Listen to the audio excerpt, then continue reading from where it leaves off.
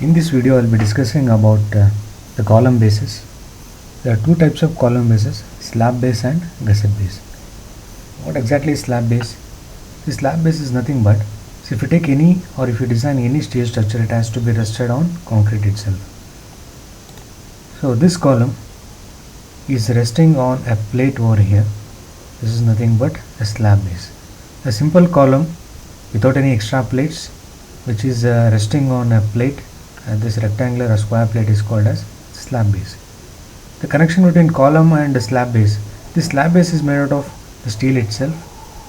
Only this part is made out of concrete. It is called as concrete pedestal. On top of concrete pedestal, a steel plate will be placed, on top of which a column will be rested. So this steel plate is nothing but slab base. The connection between column and slab base will be done by using these angles. One leg will be connected to flange, the other will be connected to slab base. On both the sides it will be done, or else these angles can also be used to connect the web portion of the column also, whereas one leg will be connected to the web of column, the other will be connected to slab base. So now these two are connected. So this slab base, which is in turn connected to column, is connected to concrete pedestal using this anchor bolts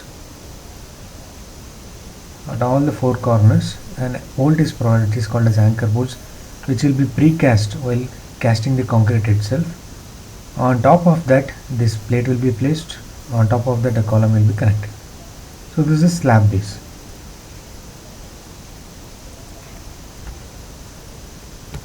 So now this is an example of gusseted base.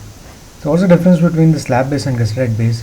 The same plate, but whereas here, along with the column, extra plate will be used in order to take extra load.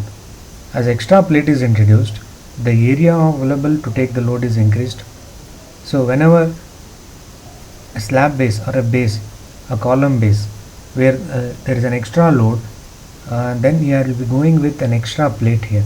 These extra plates are gusset plates. As you are using the gusset plates along with the column, hence the name of the base is the gusseted base. So starting with the problem now.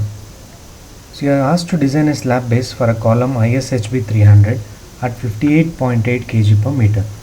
So the kind of section used is an I section, Indian standard heavy beam of depth 300, and sulfate per unit length is 58.8, that is kg per meter, and it is subjected to service load of 1500 kN. And also design the concrete base using M20 grade concrete if SBC of the soil is 180 kN per meter square. Design bolted connections for both slab base and concrete base. So these are the steps which will be followed for the design of column base. Starting with the first one is data, the design of slab base, the steel plate, the design of concrete base, the lowermost part, on top of which is slab base, on top of which a column will be placed, and the connections. So this is a typical view. So this is a ISHB 300, this is a side view. If you see from a side, the I section, only thickness of flanges will be visible along with the web portion. So below the column you will be having a slab base. This and this you have to design along with these connections. So this will be the top view. So this is outermost line is a concrete pedestal, and this line or this rectangle is a slab base, on top of which an I section is placed. So L and B are the dimensions of the slab base, which we are going to find out now. So designing a slab base is nothing but you have to find out the length, width and thickness of the slab base or that steel plate. So this distance from here to here, I'll be taking it as A on both the sides, and from here to here I'll be taking as B on both the sides. Now B will be equal to B plus the width of flange of ISHB 300, which you can get from the steel table, plus B. So B plus width of flange plus B. So width of flange plus 2B will be equal to the width of the slab base. Similarly, in order to get the length of slab base, it's 2 times of A plus depth of the section. So depth of the section is 300. So L will be equal to 300 plus 2A. So using these terms, we will be finding out the length and width of the plate. So starting with the data, So data given is the load given is 1500 kilonewton. That means it is the service load. You have to factor it. So factor load will be 2250 kilonewton. And the grade of concrete to be used is M20 grade. And the column section used here is ISHB 300 at 58.8 kg per meter. So now we need the properties of ISHB 300 at 58.8 kg per meter from steel table. So from table 1, so referring ISHB 300. So here the load is given in kg per meter. So having two properties for ISHB 300 at 58.8 and ISHB 300 at 63. The one we are using is ISHB 300 at 58.8 kg per meter. So there are two ISHB 300, but you are having two different weights. The one we are using is ISHB 300 at 58.8. So the properties of ISHB 300 on the first line should be used. So we need width of flange, that is under the value B, and the height is known. So 300, ISHB 300 itself is nothing but the height h. So width of flange for ISHB 300 at 58.8 is 250 mm. Width of flange in mm, and it is equal to 250 mm. One more property is also required. So if you are connecting angles to the flange, you need thickness of flange, and if you are connecting angles to the web, you need thickness of web. So I will be using angles to connect flange and slab base. So I will be needing thickness of flange of this particular section. So thickness of flange is also in mm, denoted by TF, and for our ISHB 300 it is 10.6 mm. So those properties can be obtained from steel table. So starting with design of slab base, first while designing anything we need the area. So in order to calculate the area here, we'll be using the simple stress formula, that is load by area. So interchanging the terms, we will be getting area is load by stress. So the load acting is 2250 kilonewton, and the stress, this slab base will be resting on the concrete pedestal.